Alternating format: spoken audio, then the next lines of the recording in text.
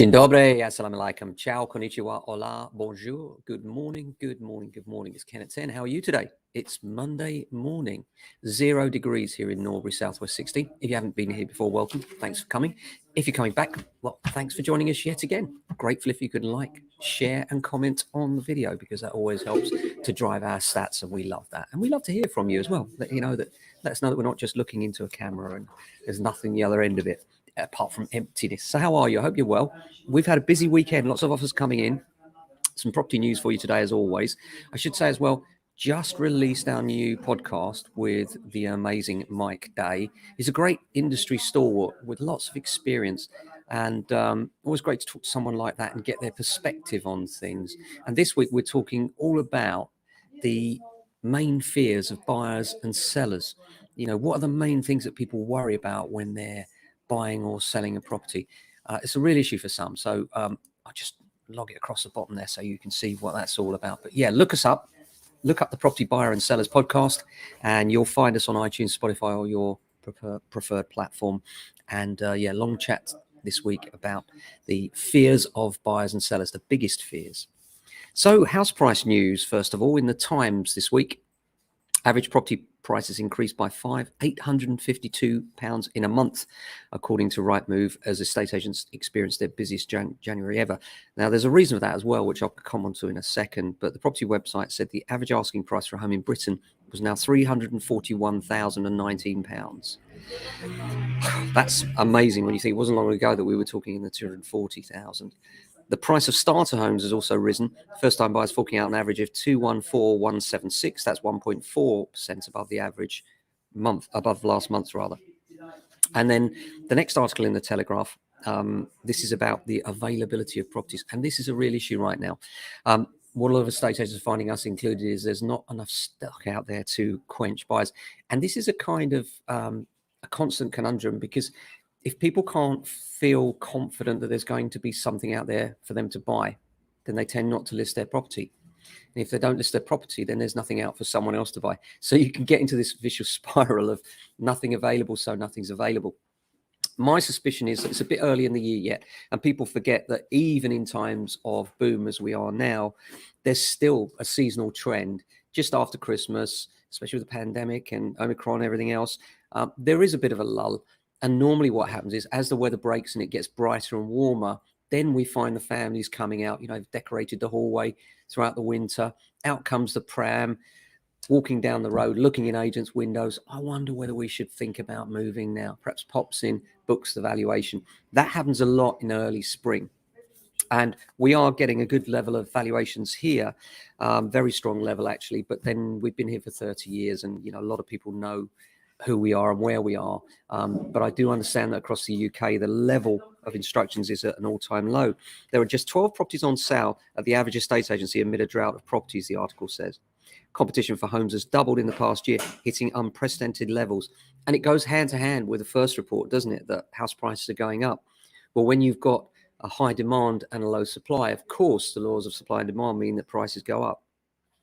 Rightmove said the average time for a house to find a buyer is 2 weeks shorter than it was in December 2021 compared with the previous year. And Roger Wilkinson of Wilkinson Grant in Exeter said 2022 has picked up where 2021 left off. I mean, of course, Exeter, I think they've got a very strong demand down there at the moment as well, as in many of the hotspots. The biggest hotspot, of course, is Devon, and some Devon hotspots are up as much as 20% in the last 18 months. And then another article in BBC News goes on to talk about the coolest places to live. The coolest places to live, apparently, one of the coolest places, because you've got harbour sunsets and beautiful beaches, a place called Beadnell Bay. I've just looked it up, and it is right over there in the Northumberland coastline.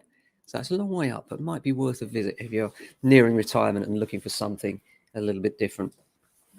Prime property's up as well. Daily Mail says the number of 5 million plus homes sold in London has reached a record high, and that's according to Savills. Foreign investors and buyers are returning to the market en masse, looking at more space from super rich domestic buyers of London homes. More wealthy buyers are forking out more for prime property in the capital. There were 522 sales of such homes in 2021, with 163 of 5 million plus properties in the last 3 months of that year alone. It's 37% higher than 3 months prior, and the strongest year since 2013. So there's a lot of confidence at the top end of the market, and that's interesting to see. Of course, a lot of the time that can be about currency fluctuations between the dollar and the pound as well. The rental side now, the Daily Mail, 60,000 women in the UK are targeted by sex for rent landlords. This is quite shocking. Almost 60,000 women are still being propositioned by predatory landlords offering accommodation in exchange for sexual favours. Despite recent law changes, sleazy men still use online adverts to entice vulnerable female tenants into sharing a bed or other jobs. Research by Shelter found that 59,000 women were targeted by current or prospective landlords between March 2020 and last September. When I thought with the new laws in place, I had no idea it was those numbers either. I mean, I'm just quite shocked by that, actually. Experts warn the problem is likely to get worse amid spiraling rents and the cost of living crisis. It's sickening here to think landlords what they think they can get away with. Yet there's nothing worse than that kind of sleaze, as they're absolutely shocking and awful. And I hope now with the new laws in place, they start to really crack down. I think really Shelter should be looking for these adverts and getting hold of these people and making sure that they get prosecuted. Experts are predicting inflation will remain near 5%. This is from the ONS, and this is an article in City AM. And 5% is quite high. I mean, the Bank of England target is a 2% range. So 5.1% is high, and we can expect the government to try and react to that at some point by pushing interest rates a little bit more. But let's get that into perspective. I suspect interest rates will end this year probably at less than 1% or at 1%. And bearing in mind where we are now, that's not a massive difference anyway. But there are other issues that are going to hit us as well. We'll come on to those in a moment. And if you fancy living in a 300-year-old pub off the coast of Cumbria, there is an organisation that stepped in to run the ship-in on Peel Island after July. You can now apply for a 10-year lease to run the pub and manage the island. There you go. You can be your own king or queen on that island. It features a 14th century castle, a campsite as well. Barrow Borough Council said the person would be crowned by having alcohol poured over their head. Good luck to you if you fancy that. North-south house price gap is widening. And this is an article from the Daily Express. Homes in London are now 7 times more expensive per square metre than in the north, as prices in the capital soar after lockdown. Land Registry figures show homes in the capital sell for an average of £7,731 per square metre. In contrast, property on Stoke-on-Trent goes for £1,104 per square metre, and in Bradford, £1,307, said home buying company The Open Property Group. A host of northern towns and cities are below the national average of £2,500. And the Open Property Group boss said, knowing the actual cost per square metre is a far more effective way of evaluating value for money. It doesn't always work, though. Problem with that is if you just stick to numbers and square metres, it doesn't really work in the real world of trying to value second-hand properties in a busy market, in our experience. Apart from that, there's an article saying the top cheapest rent and buy areas in the UK to rent, and that is in the Sun. The top cheapest and most expensive areas in Britain to rent a property have been revealed, and this is based on prices for 1- and 3-bedroom apartments in city centres. Stoke-on-Trent's the most affordable place for tenants. Got to get a job up there, though, haven't you? That's the problem. Bradford came in second, with the average cost being £537 per month. Stoke-on-Trent was £489, by the way. And Sunderland is the third most affordable city at £568. In contrast, London was revealed to be the priciest city, an apartment to rent with the average cost of £2,100. And Brighton comes in second. Of course, Brighton's a big city as well. And Oxford is quite close third at £1,374 a month on average. Prime rental stock has plummeted as well in London. They've seen a major drop in available rental as tenants have flocked back to the city rather. And this is interesting because it just goes to show, for a while there, the outer areas were really stealing a march on London, and both in terms of rental and sales, that does seem to be turning a corner now. Confidence is back.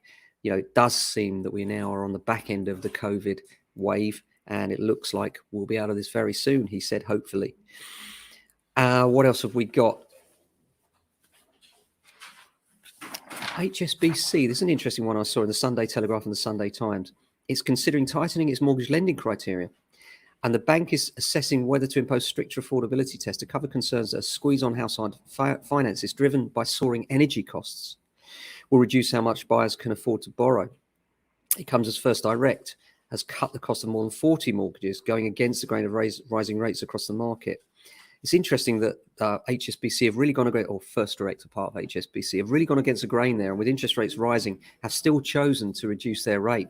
That's really interesting. It goes to show that it's not all about the base rate. You know, these lenders now, they are keen, they are aggressive with their policy, they've got money, they want to lend it out, and if people aren't taking it up, then one of the things they can do is drop their rates to make sure they get a better take up. So it's interesting. Then the other side, you see that they're also looking to restrict borrowing in terms of affordability because of the utility crisis. Hardly surprising, those at the price of utility these days. So that's it for this morning. Apart from that, got a busy meeting this morning. Lots of offers coming from the weekend. Many of you will know Friday's my favourite day of the week. This is when we get everybody out. And then Saturday's when they actually physically go out. Monday morning's a great day for people calling in, making offers, negotiating. And we tend to be very busy around those discussions in the morning on a Monday. Apart from that, it's really sunny here today, although still cold, 2 degrees here. We'll be back tomorrow with another edition. Until then, look after your family and friends. And thanks for watching. Stay safe and well.